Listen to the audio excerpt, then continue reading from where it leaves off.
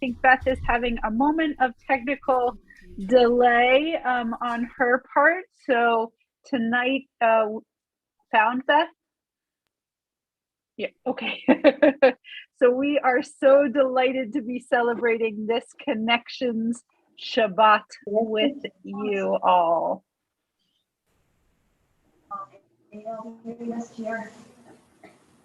So I am having just a few little technical difficulties here, but can you hear me, everybody? Yep. Yeah, okay, good. Well, then we're gonna just keep rolling here. Um, Shabbat Shalom to you all, and we're just gonna ask you to mute yourselves. And it is just so good to see you after this week to be together. And a special joy to welcome you to our annual Connections Shabbat. This past Tuesday night, a group of Connections women gathered on Zoom to talk with each other. We don't need folks.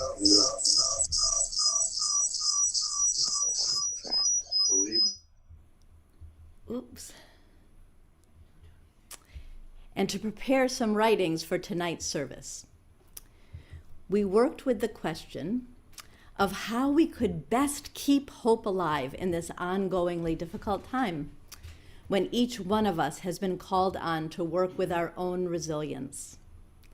The question posed was, what words do you need to hear right now that would lift you up or give you inspiration? What gives you hope these days? And within small group conversations, we spoke about what we've learned and what we continue to need to keep on keeping on. So woven through this service, in between prayers, you will hear some of those responses, read aloud by members of our subcommittee who worked on the event. And we, of course, invite you to settle in for this Shabbat service, to consider the question for yourself. In this dark time, what are the words that would bring you strength, that would bring you into connection? We hope the words shared tonight will make us feel like we're all sitting around a cozy campfire with close friends, sharing wisdom, sharing pain, and that we together bring much needed light and hope into our hearts. We also hope that you are inspired to find your own words. In addition, we are blessed to have Steph Gendron here with us tonight. Steph will share with us her spiritual journey. And Steph, many in our congregation have gone before you in this endeavor, and we know how much it takes to try to put one's life into words for a Friday night service. Thank you in advance for sharing with us tonight. Steph is a leader in our Learning Core community, and I am just so delighted that more of you will get to know her tonight. And the icing on this delicious cake is that we have Cameron Wolf here and his family with us tonight. Cameron will become bar mitzvah tomorrow morning, and we want to wish you all a big mazel tov, to Alina, to Ed, to Sabrina, and to you, Cameron, as well as to your entire extended family. And we know some of you are here tonight with us, so welcome to you. How truly good it is to be together on this Shabbat, connected and strong, making time sacred by our presence, our prayers, and our intentions. Hine ma tov u'ma na'im, shevet achim gam yachad. Hine ma tov u'ma na'im, shevet achim gam yachad.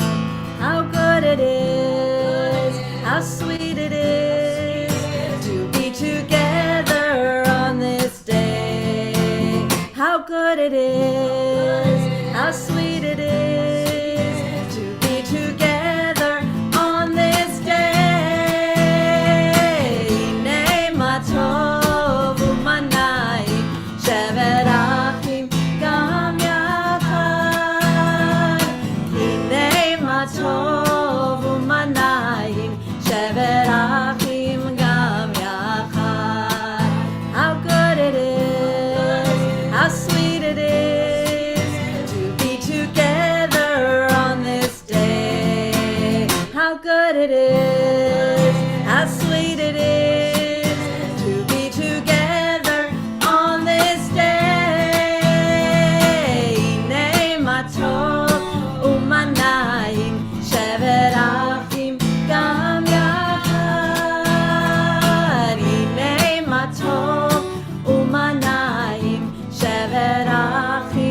gam yachad. And we invite you, Wolf Clayman family, to light our Shabbat candles tonight. And if you out there have your Shabbat candles, please get them ready as well.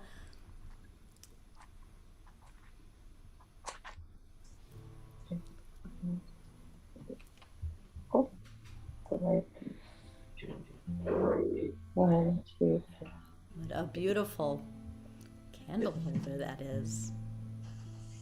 These are my grandmother's candlesticks. How beautiful.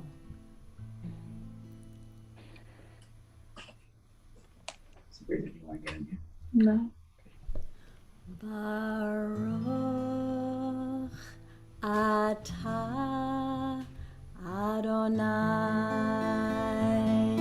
Eloheinu melech haolam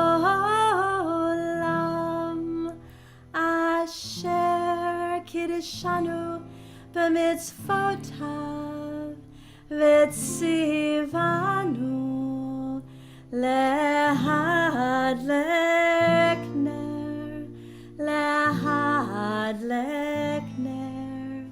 shel Shabbat.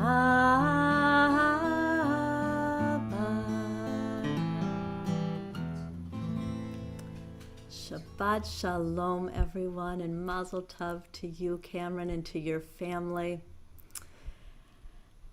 And without further ado, we are so delighted, Steph, to welcome you to share your story with us. I almost forgot to unmute. I'm so used to being muted on Shir Tikvah Zooms. Thank you for the invitation. It's an honor to be here with everybody. Just gonna read what I've prepared. I don't remember anyone ever really explicitly telling me to believe in God or teaching me how to live a spiritual life. Maybe it was all just implied. I was certainly trained on how to pray to God, but it was mechanical. It was rote.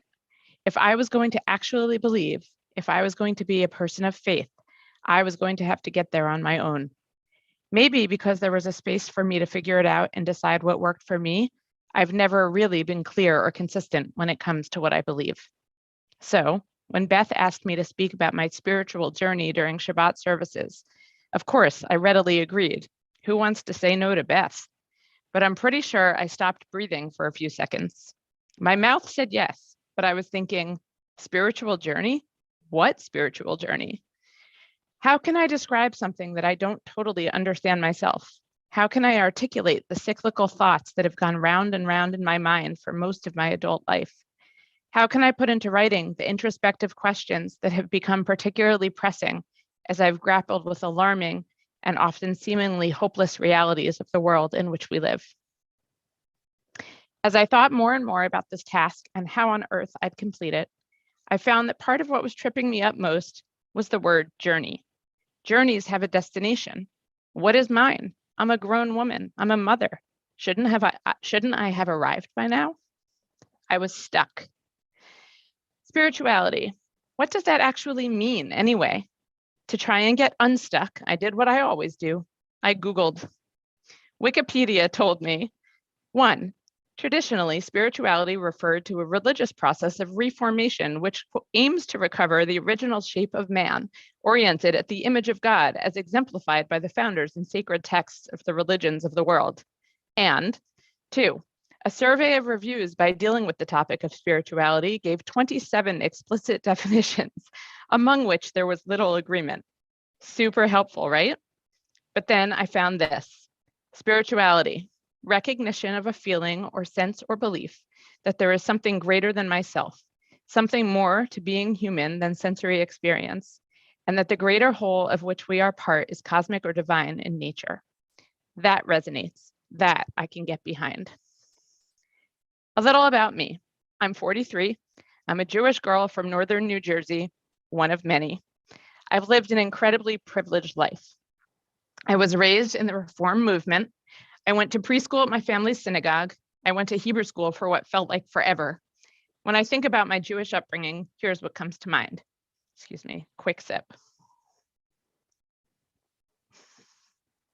One of my earliest memories, Friday Shabbat celebrations at preschool. The memories are so vivid, I can almost taste the challah with peanut butter and the grape juice. I remember feeling almost famous when Paul Ziering, dad of Ian Ziering, who played Steve on Beverly Hills 90210, was my 4th grade Hebrew school teacher. I remember the resentment I felt at having to wear a skirt to all temple services because an opinionated and outspoken congregant, Bernie, may he rest in peace, did not approve of girls and women wearing pants.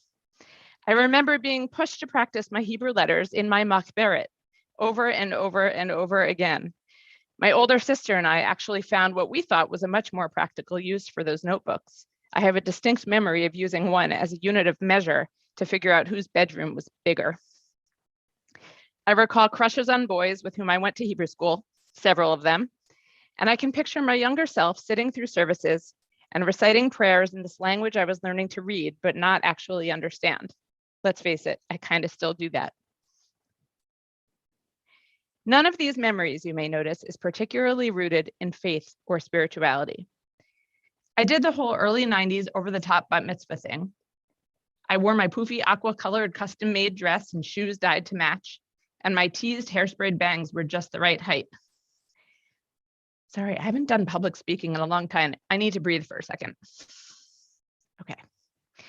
On May 18th, 1991, I remember feeling very accomplished and relieved after my Torah portion was done, but not necessarily closer to God. It wasn't a spiritual experience. I don't know, maybe it's not for many 13-year-olds. For 13-year-old me, it was just the thing to do, a milestone on a childhood list. I opted into Hebrew high school for 8th and 9th grade, or maybe it wasn't really a choice. My parents were pretty good at making things feel like choices when they weren't. And to be honest, I have literally no recollection of it at all. Perhaps that's because in 9th grade, Hebrew high school took a backseat to the centerpiece of my Jewish life, and frankly, my life overall, Nifty. It's hard to be a teenager, and Nifty was my refuge, my safe place. It was where I felt comfortable in my own skin. I could be my real, authentic self and be loved for it. I was a part of such an amazing community of youth and mentors. I lived for conclaves, weekends away at other synagogues, or summer and winter conclaves at Kutz Camp in Warwick, New York, which devastatingly closed a few years ago. The prayers, the services, the songs, the voices, the harmonies, the guitars, just thinking about it all brings tears of nostalgia to my eyes. That experience, timed perfectly with adolescent brain development that likely primed me for beginner spirituality, was quite simply about belonging to a community, about being lifted up by that community. For the first time, I was moved by prayer. Sitting outside on a Friday evening, sun setting, candles burning, voices rising, it was so special. Remember that whole thing about spirituality being the sense of being part of something bigger than yourself and feeling something more to being human than sensory experience? This was that. Multiply everything I just described times 1,000. My 16th summer when I traveled to Israel on a Nifty tour. To date, it was unequivocally the most spiritual experience of my life. Same prayers, same candles, same voices, same, maybe better sunsets, but this time in a setting that made me feel more connected to my Jewish identity than anything ever had before, and perhaps than anything has since. I made friends who quickly became my family for that summer. Sitting at the top of Masada at dawn, or staring up at the stars while camping in the Negev desert, or participating in a Havdalah service overlooking the Western Wall in Jerusalem. There are no words to describe the emotions evoked by those experiences. There was an intangible, undefinable, and very powerful feeling of connection to each other, to our ancestors, to our faith, that we were so lucky to experience together that summer. It was also in high school when the concept of tikkun olam took hold of a piece of my heart. In truth, I was a social worker by the time I was 12, minus the formal training and degree, which came approximately 15 years later. And this concept, repair the world, resonated so deeply for me. I felt it in my core. Who wouldn't want to heal the world? I actively participated in several extracurricular activities that were geared toward advocacy and community service. One that rose above all others, one of my most formative experiences that perpetuated my Jewish identity and my future in social work, was the summer after 11th grade when I participated in NIFTY's Mitzvah Corps program. I lived in a fraternity house at Rutgers University with a co-ed group of my peers.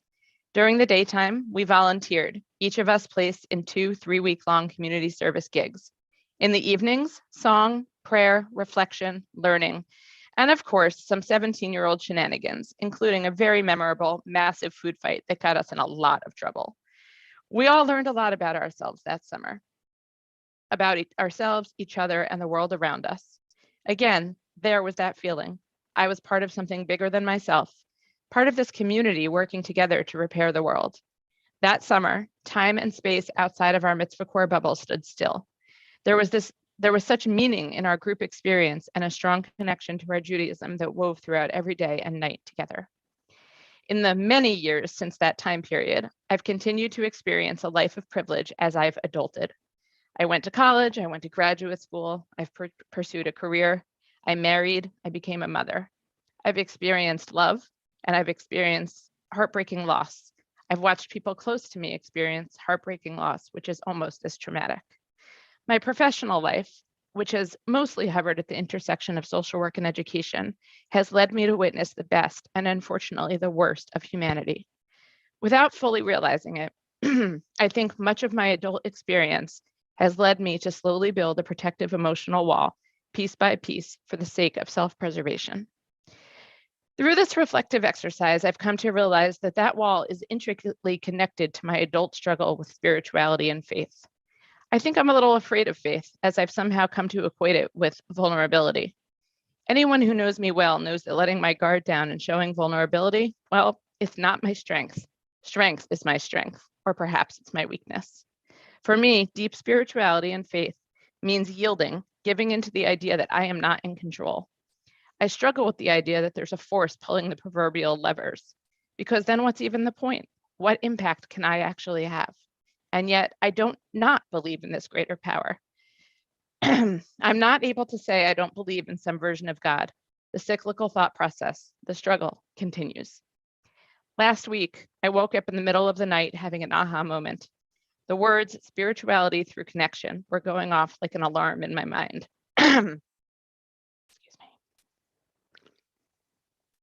This is it, my answer. This is what it all boils down to for me. My life as a Jew, as a social worker, and as a partner and mother are all linked and tied back to one thing, connection. It is through connection with others, through my work, through community, that I find meaning. It is where my spirituality lies. It is where I can yield and be most vulnerable. It is where I can tie all the pieces of my life together. It is where I can be part of something bigger than myself, and even at times feel the presence of something greater than us all. It is from where I derive a much healthier version of strength. In 2005, I met my husband, Zach, at a wedding. It does happen. And the rest is history. Despite the fact that this amazing man I'd found didn't meet what I thought were my marriage material criteria. He was not Jewish, and he was a Red Sox fan. Go Yankees. I married him in 2009. We agreed early on that if we had children, we would compromise. And apologies for those of you who have heard this story 55 times. Our children would be raised as Jewish Red Sox fans. We committed to each other. We committed to each supporting the other's religion completely. Fast forward to when our first child, Libby, was 3 years old and I was pregnant with number 2. It was time to find a Jewish community. Our priorities, a strong community for our children and our family as a whole, and somewhere where Zach would feel welcome and comfortable despite not being Jewish. Coincidentally, it was right around this time that a Facebook friend from my nifty years posted that he was moving to Boston, the Boston area, because his wife got a gig as a rabbi at a synagogue in Winchester.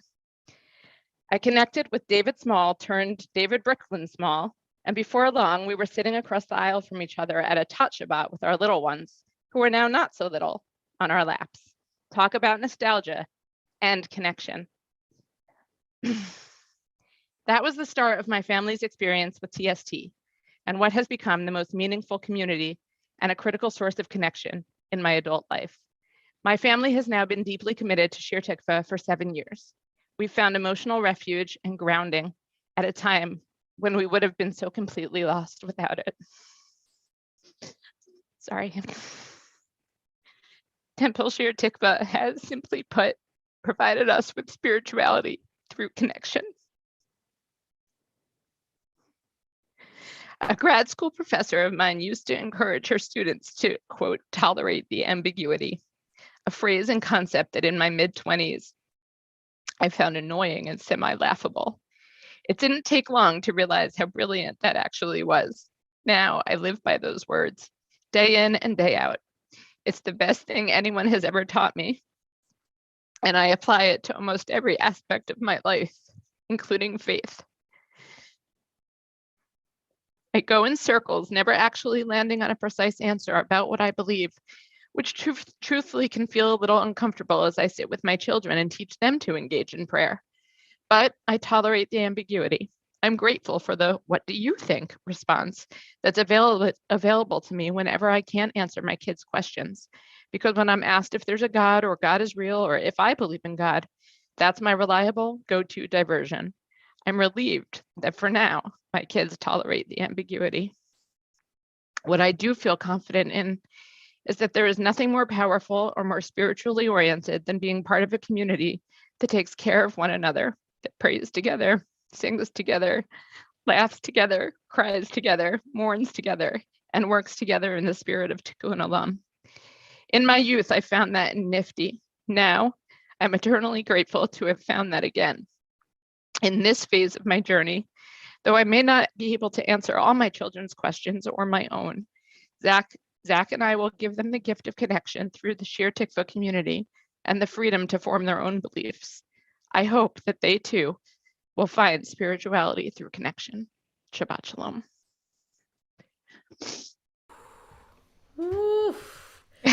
Steph, thank you so much for those beautiful, amazing, amazing, amazing words. We are so lucky to have you and your family in this community. And let us toast with our hearts to many, many more years of knowing each other, of growing together. And thank you for this gift that you've shared with us tonight. Come, friends, let us greet Shabbat, L'chadodi.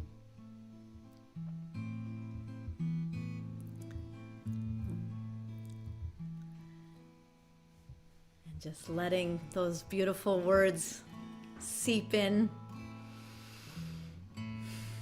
making more and more space for the gift of Shabbat, for the gift of community, for the gift of song together. Lechandori lekrat kala yala la yala la yala pene Shabbat nekavela yala yala lechandori lekrat kala yala la yala pene Shabbat nekavela. Zachor b'dibor echad hishmi'anu el hamiyuchad Adonai echad u'shemo echad l'shemo l'tiferet v'litila lechandori lekrat kala yala la yala la yala pene Shabbat nekavela yala yala lechandori lekrat kala yala la yala la yala pene Shabbat nekavela.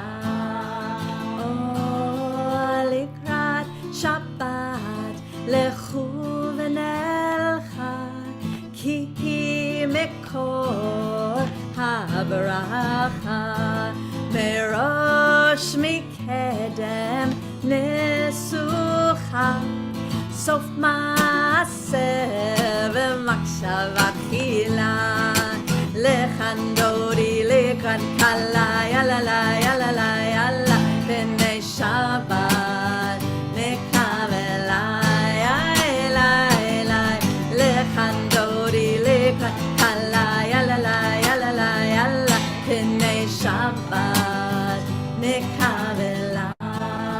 Oh, התעוררי, היווה אורך קומי אורי, אורי, שיר דברי, כבוד אדוני עלייך נגלה, לכאן דודי לקראת קלה, יאללה יאללה יאללה, פני שבת נקבלה, יאללה יאללה, לכאן דודי לקראת קלה, יאללה יאללה יאללה, פני שבת נקבלה. או בואי ושלום עטרת מעלה, גם בשמחה ובצהלה, תוך אמוני עם סגולה, בואי קלה, לכאן דודי לקראת קלה, יאללה יאללה יאללה, פני שבת נקבלה, יאללה יאללה, לכאן דודי לקראת קלה, יאללה יאללה יאללה, פני שבת נקבלה.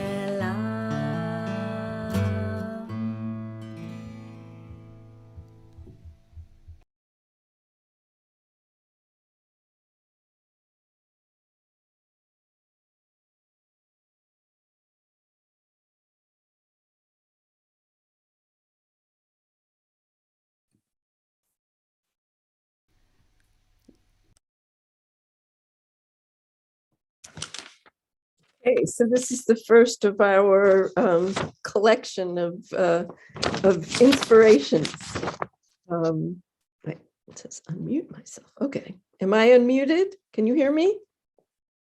Yes, good, very good. Okay, so the things I'm reading are in response to this question: what are you doing to keep hope alive in this time? I remember that people, myself included, are more resilient than I think. I walk the dog, watch the moon, and meet new people. I join the Monday morning minyan whenever it is offered as a way to practice gratitude. I try to be present, use all my senses, remembering to breathe and reflect, remembering to be grateful. I keep going and I keep singing. Thank you, Eileen. We continue with the Chatzi Kaddish, rising in body or in spirit.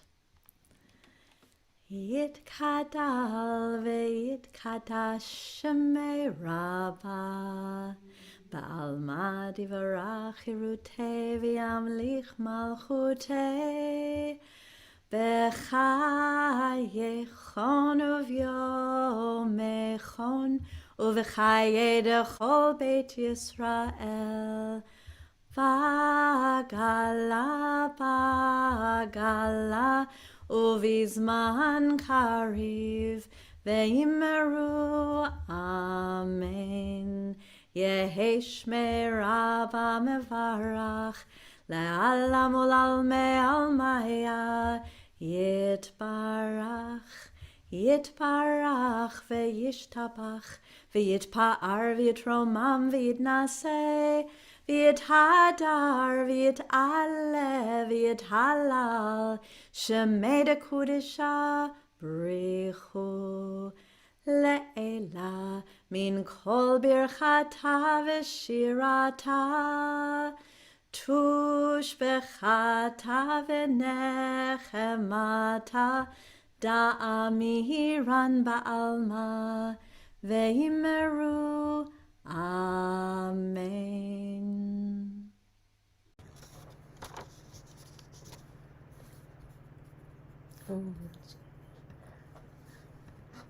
Okay, I'm not seeing the view, so you tell me if the screen is on. Nope, there it is. Okay. So I'm going to be reading some words of wisdom, actually, that I consider them, about what inspires you.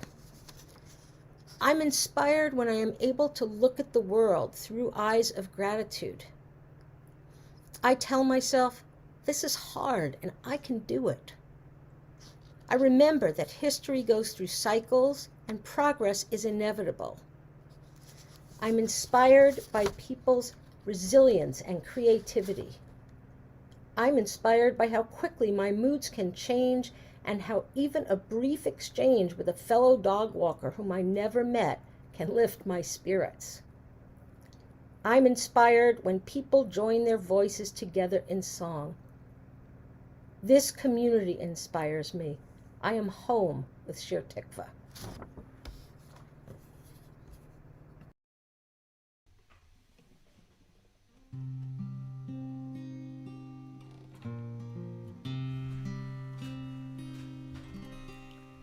Baruch Hu, dear one, Shekhinah, holy name. When I call on the light of my soul, I come home. Baruch Hu, dear one, Shekhinah, holy name. When I call on the light of my soul, I come home. Baruch Hu, dear one, Shekhinah, holy name. When I call on the light of my soul, I am home.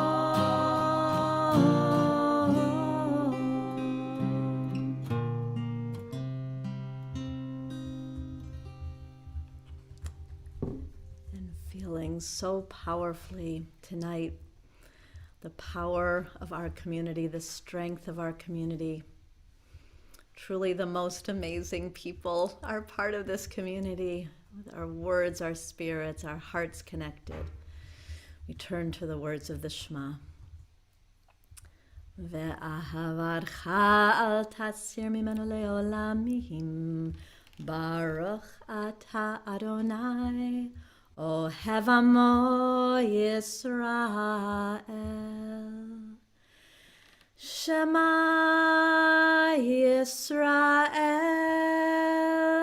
Adonai Eloheinu, Adonai Echad. Baruch Shem Kevod Malchuto Le'olam Va'ed. And feeling all the love that is flowing in the chat, and I'm sure on Facebook and on YouTube and on the Temple website. Let us turn to those words of love, these words that are actions that all express our love. Ve'ahavta et Adonai Elohecha b'chol levavcha u'v'chol nafshecha u'v'chol me'odecha v'hayu hadvarim ha'ele asher anochi mitzavcha hayom al levavecha Vishinantam levanecha v'dibarta bam b'shivtecha v'veitecha uv'lechtecha v'aderech uv'shochbecha uv'kumecha ukshartam laot al yadecha והיו לטוטפות בין עיניך, וכתבתם על מזוזות ביתך ובשעריך. למען תזכרו ועשיתם את כל מצוותיי, והייתם קדושים לאלוהיכם. אני אדוני אלוהיכם, אשר הוצאתי אתכם מארץ מצרים, להיות לכם לאלוהים. אני אדוני אלוהיכם.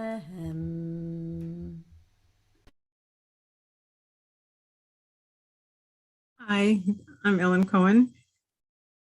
My group of quotes is regarding what is important to you as you seek comfort and strength in a time of uncertainty. I find comfort in friends and community. You don't think you need people, but you do. It's important to let people in.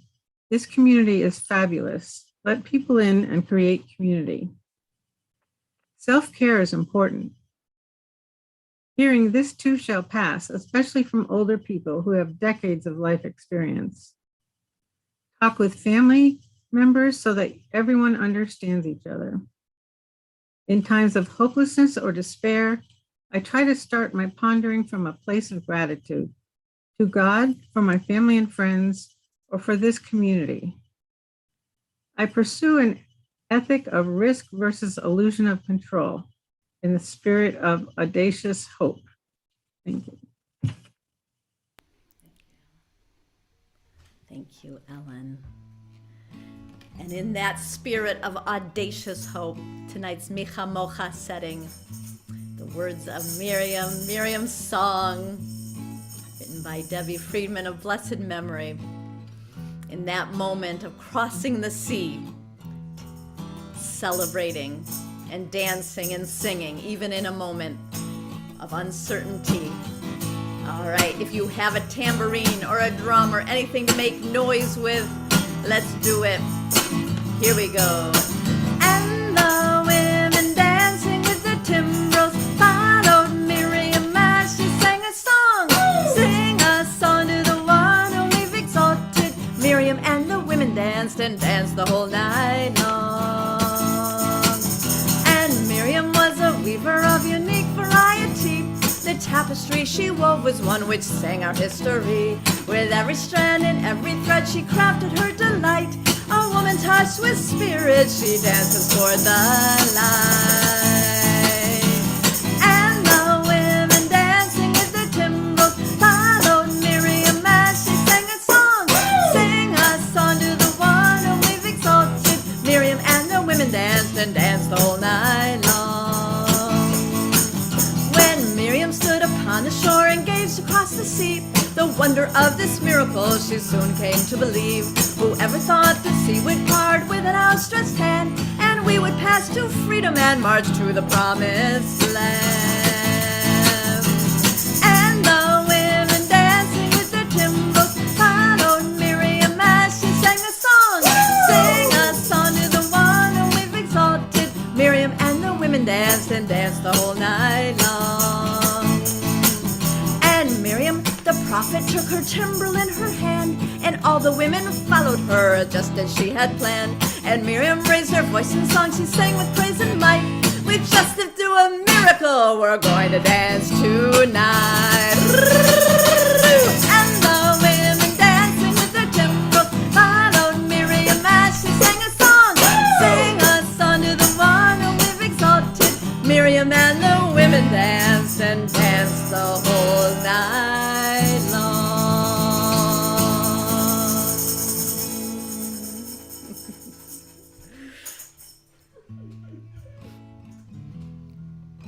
The last blessing of the Shema is a prayer for protection and safety. Hashkivenu Adonai Eloheinu. Please let us go to bed at night in safety and rise to peace in the morning.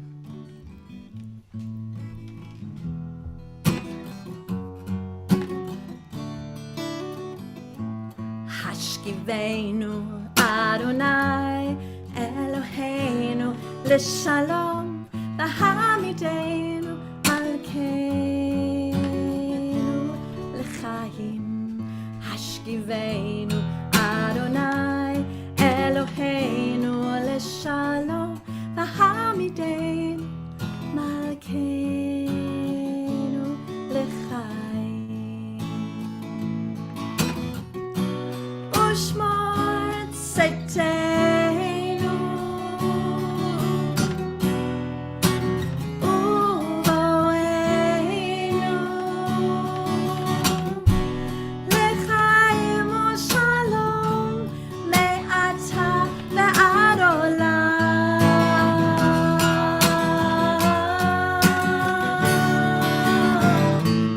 Hashkivenu Adonai Eloheinu L'Shalom V'hamidenu Malkeinu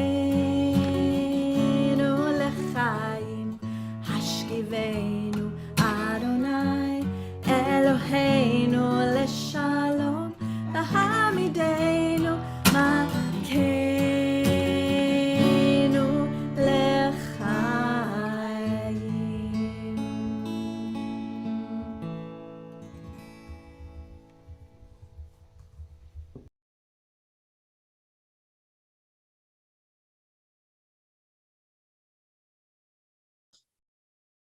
Hi, I'm Sherry, and we met on Tuesday night for a pre-Shabbat to work together or to combine our minds to answer all these questions. And this is what our group came up with for the question, what words do you need to hear tonight?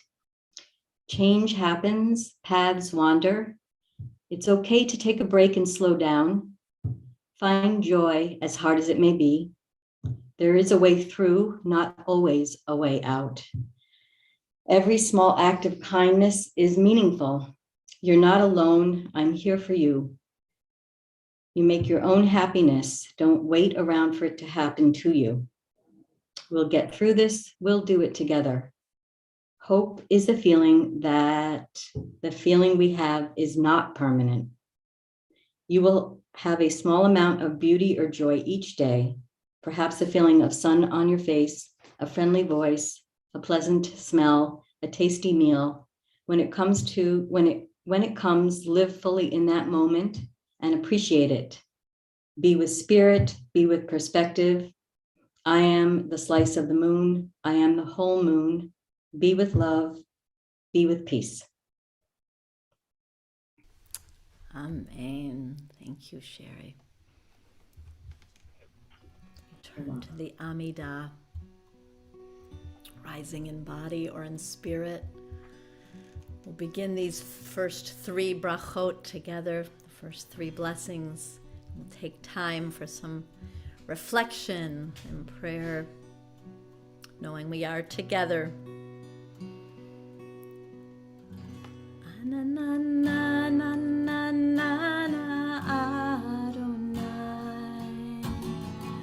Ananana svatai tiftach Ananana ufi yagid tehilatecha Ananana Adonai Ananana svatai tiftach Ananana ufi yagid Tehilatecha Ananana Adonai Ananana svatai tiftach Ananana ufi yagid Tehilatecha Ananana Adonai Ananana svatai tiftach Ananana ufi yagid Tehilatecha Ananana Adonai. Open my lips. Ananana svatai tiftach Ananana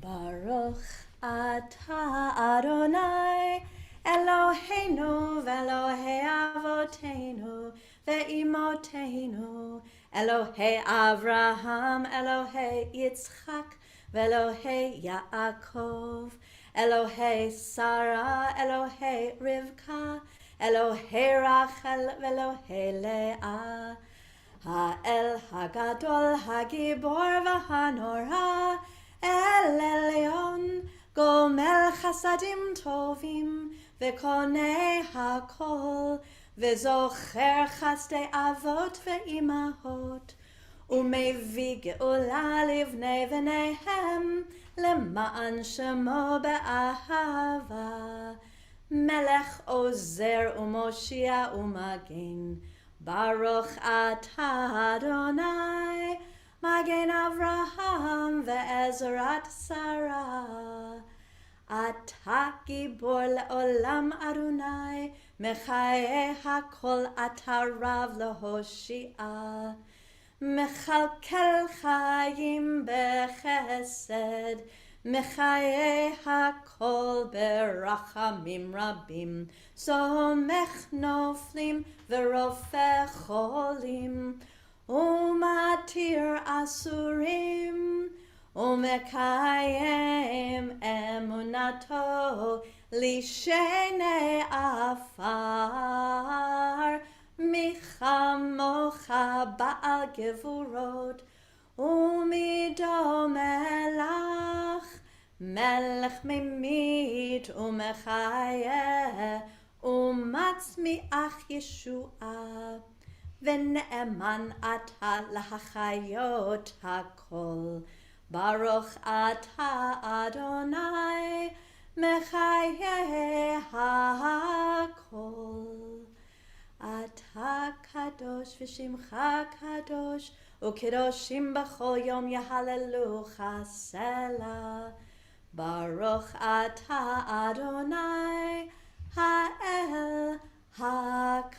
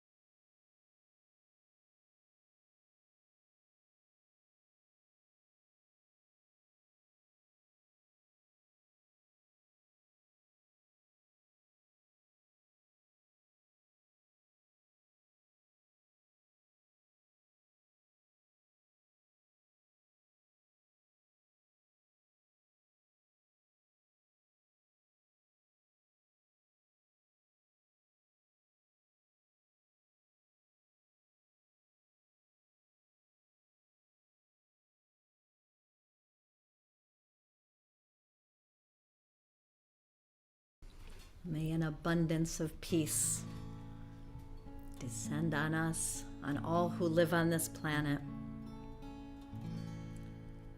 Shalom Rav al Yisrael Amcha Tasim Leolam.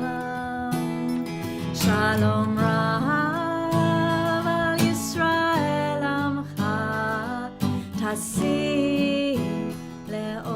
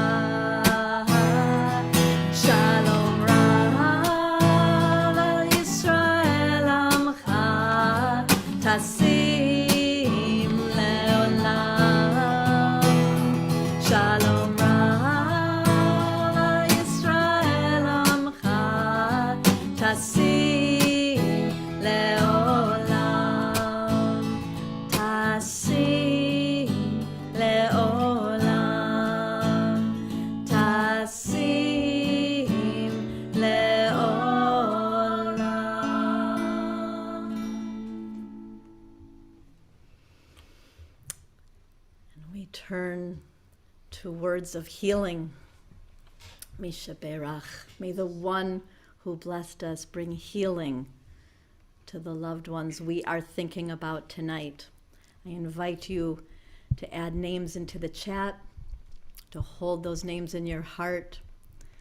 And tonight as a community, we pray for the healing of Marianne Wolf, Wayne Hoffman, Roberta Fines, Ellen Bagalug, Ed Snow, Sue Cooper, Lou Goldberg, Benny Norton, Julie Laukkanen and Lauren Eppinger, Molly Cedric and Miriam Capistani, Jane Arnold, Marla Weiner, Neil Albert, Debbie Sachs-Buteau, Marianne Demers, Jessica Klein, Kathy Grossman, Fred Moses, Adam Gelb, Joyce.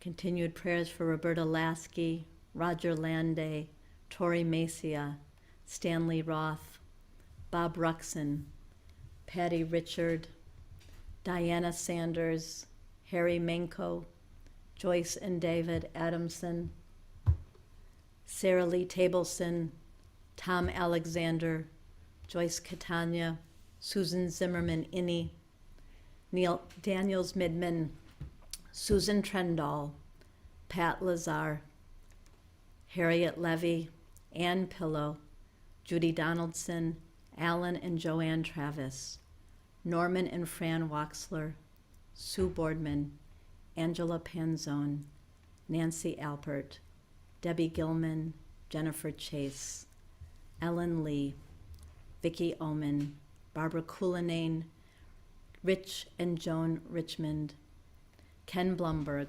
Ayelet Bat Chava Verhersh Shmuel, Nancy Lazaro Lieber, and Kathy Nath. And holding these names in our heart, we turn now to the words that Rabbi Cari will share with us, and then we'll conclude singing Mishaberach together.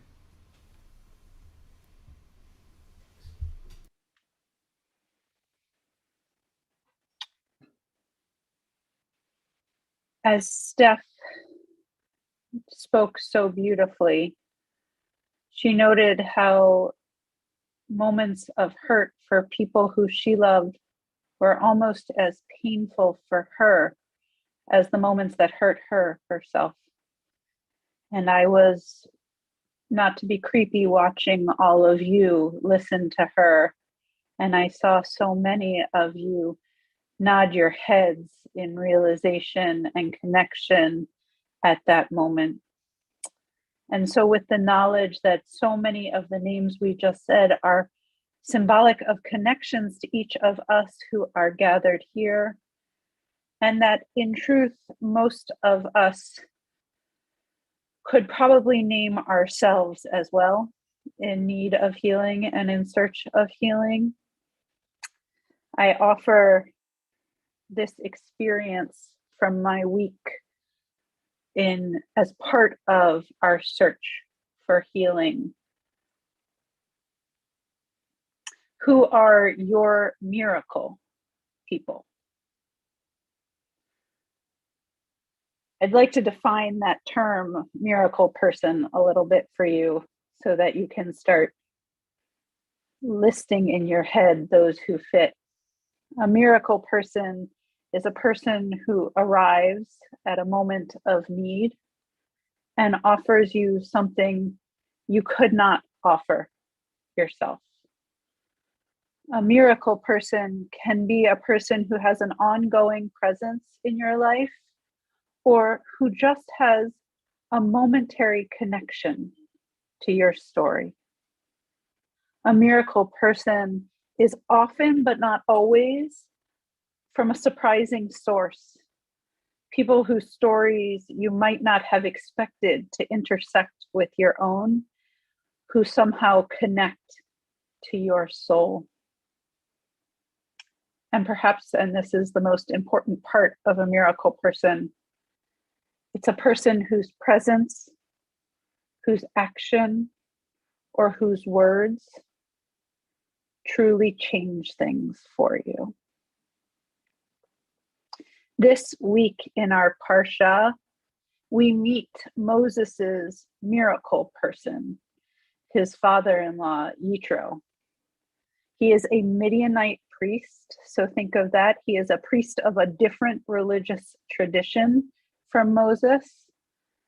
And I think he meets so many of those qualities of what a miracle person offers to Moses.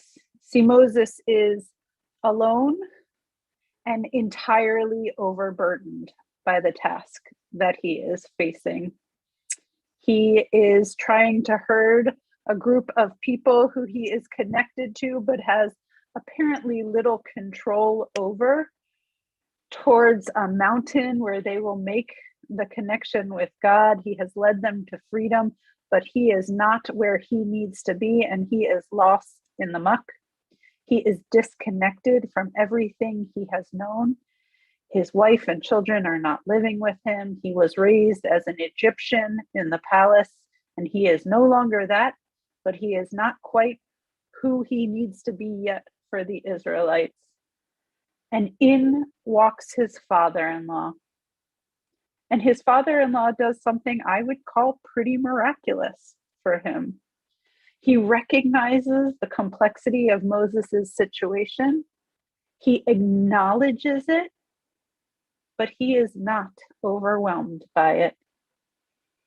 The first thing he offers in acknowledgement is a description to Moses of the reality he is living, and a series of sacrifices in honor of how much has been accomplished and how much there is left to do.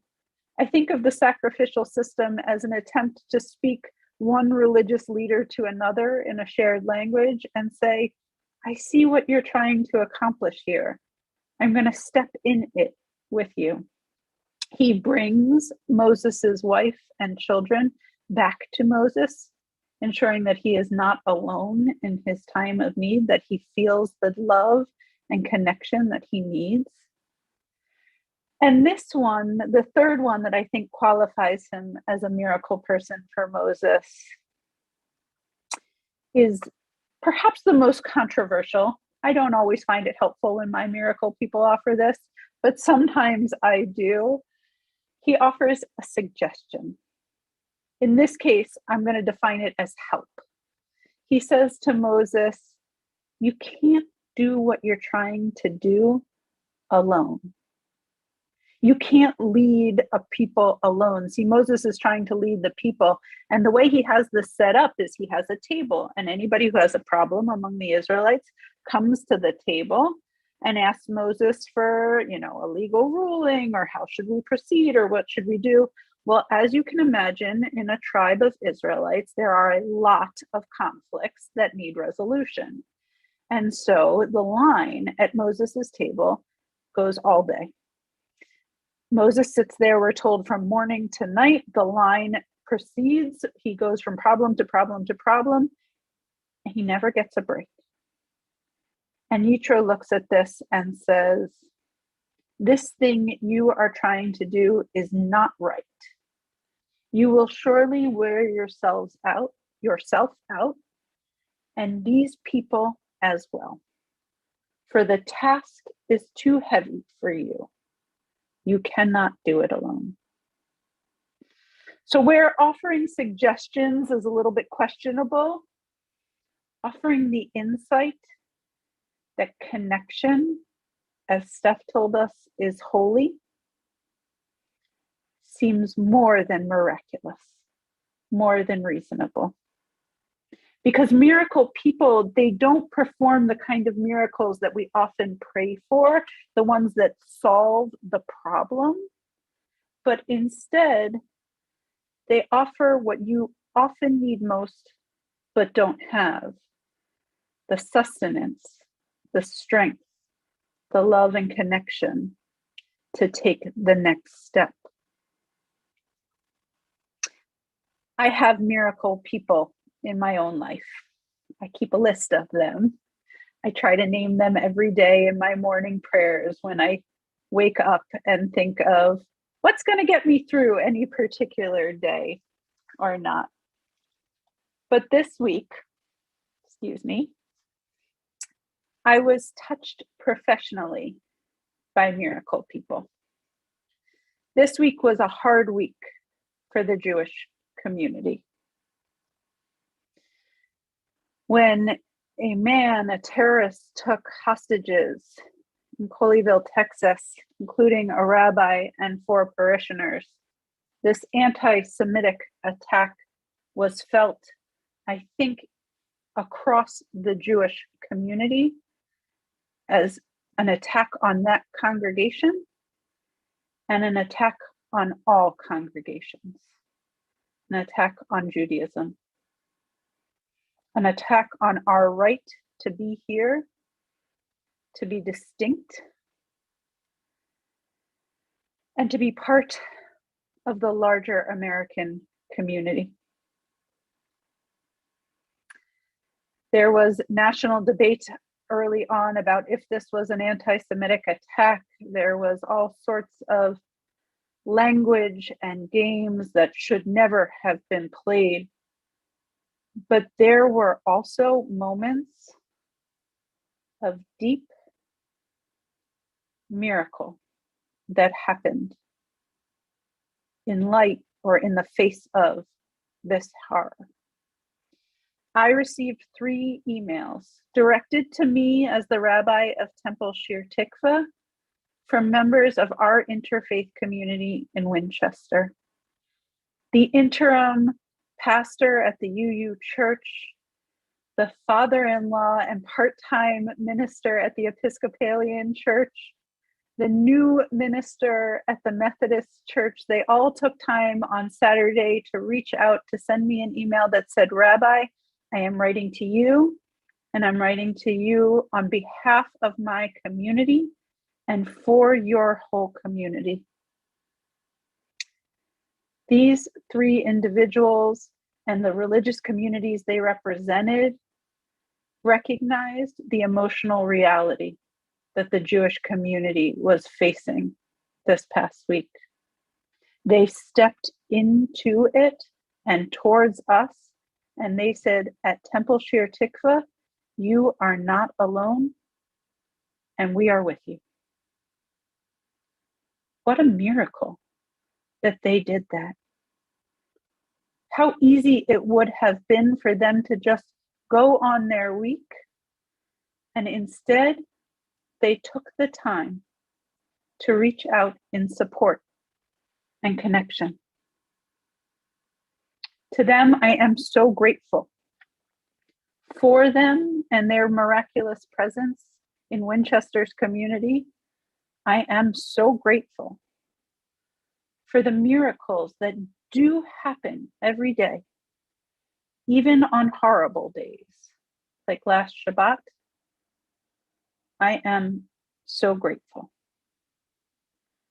And so I want to close the way I opened as we turn to our prayers for healing. And I want to ask you, who are your miracle people?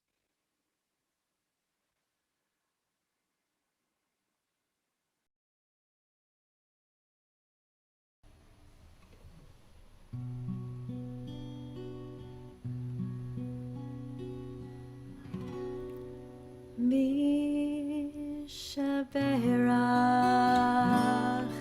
Avotenu Avraham Yitzchak veYaakov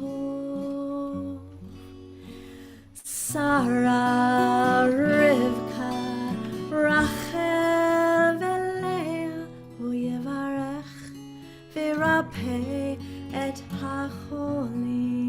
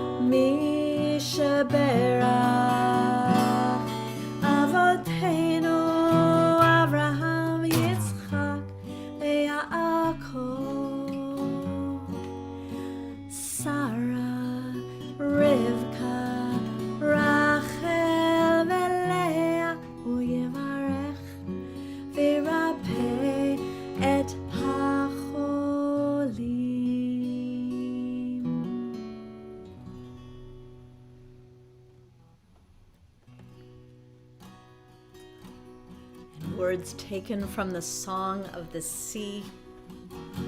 We read last week's Torah portion. Ozi v'zimrat Yah. May my strength balanced with the song of God be my rescue, be my salvation. Ozi v'zimrat Yah. Vayehi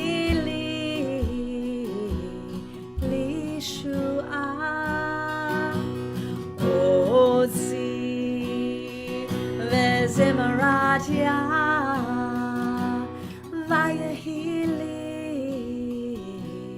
li Shua.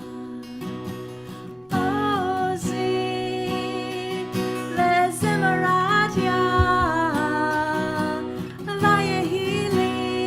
Ozi v'zimrat Yah.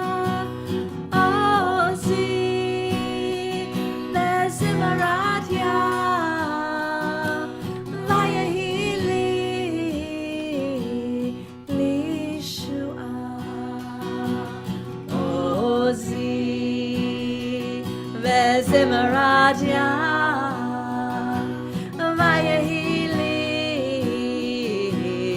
li Shua. Ozi v'zimrat Yah, Vayehi li Shua. One last time. Ozi v'zimrat Yah, Vayehi li Shua. Ozi v'zimrat Yah, Vayehi li Shua.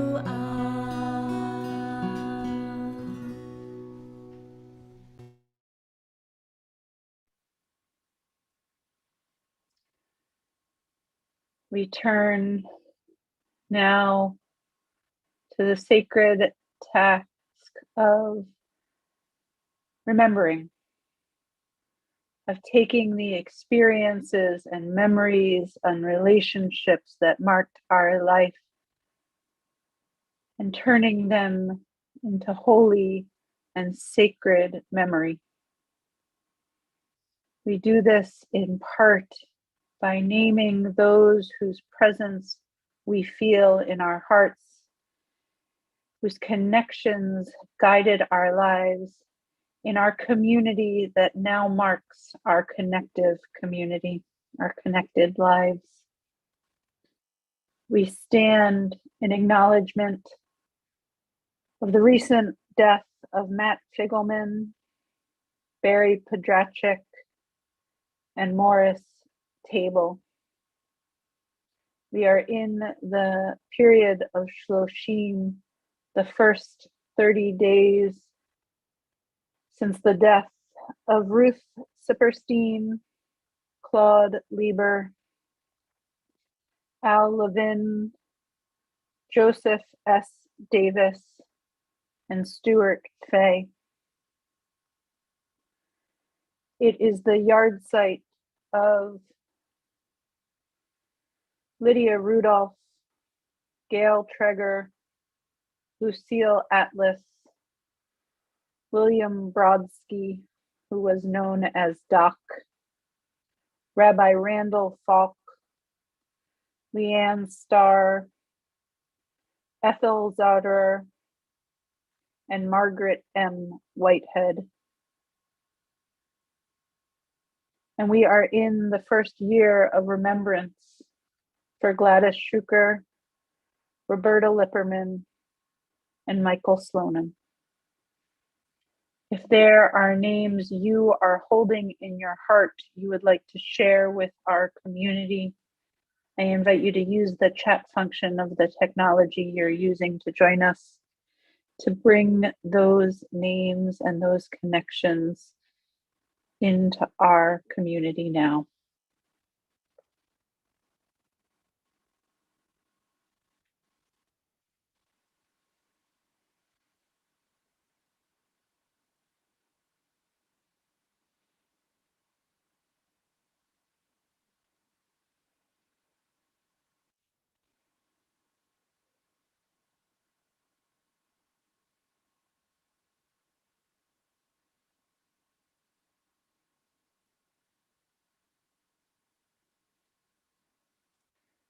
Knowing that each of these names holds a lifetime of remembrance, we turn to the words of Mourner's Kaddish, words that speak of the mystery of love and loss. And we become one community, sharing these words together. I invite you to rise in body or in spirit, as is your custom. Yitgadal v'yitgadash shemei Rabbah, ve'alma divra chirutei v'yamlich malchutei, v'chayechon u'vyomechon u'v'chayei dachol beit Yisrael, v'agala u'vizman kari v'imru amen. Yehei shmei Rabbah mevorach le'olam u'almei almaya. Yitbarach v'yishtabach v'yitpa'ar v'yitromam v'yitnaseh v'yitadar v'yitalev v'yitalal shemei dekudasha brichu le'ela min kol birchata v'shirata tushbechata v'nechemata damiran ve'alma v'yimru amen. Yehei shlama Rabbah min shamaya v'chaim aleinu ve'al kol Yisrael v'imru amen. Oseh shalom b'mromav, hu ya'aseh shalom aleinu ve'al kol Yisrael ve'al kol yoshvei tevel v'imru amen. May the one who creates harmony on high bring peace to us, to all Israel, and all who dwell on earth, to which we say, Amen.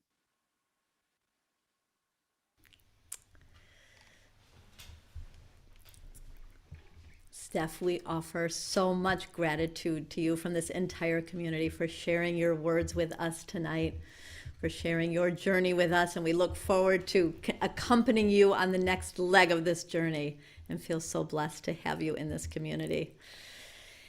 Thank you to the women of Connections, both to those who are on the committee and to those who come to the programs and make such meaning and fun when we gather. Connections is open to all people in our congregation who identify as a woman and are 13 and over. And we'd love to see you as the programming year continues. Cameron Wolf, Mazel Tov to you on becoming Bar Mitzvah tomorrow morning at 10 a.m. A Mazel Tov to your whole extended family as well. And just to know, there are a lot of exciting new events coming up the rest of this month. So check that weekly update and please join in on Zoom. There's some good stuff coming. We conclude tonight's service with singing to those beautiful Shabbat angels. Come on, angels, come on in and bless us with peace. Shabbat shalom to you all. Shalom Aleichem, Malachei Hasharet, Malachei Elyon, Melech, Malachei Amlachim, HaKadosh Baruch Hu. Boachem l'shalom, Malachei Hashalom, Malachei Elyon, Malachei Hamlachim, HaKadosh Baruch Hu. Baruchuni l'shalom, Malachei Hashalom, Malachei Elyon, Melech Malachei Hamlachim, HaKadosh Baruch Hu. Tzedchem l'shalom, Malachei Hashalom, Malachei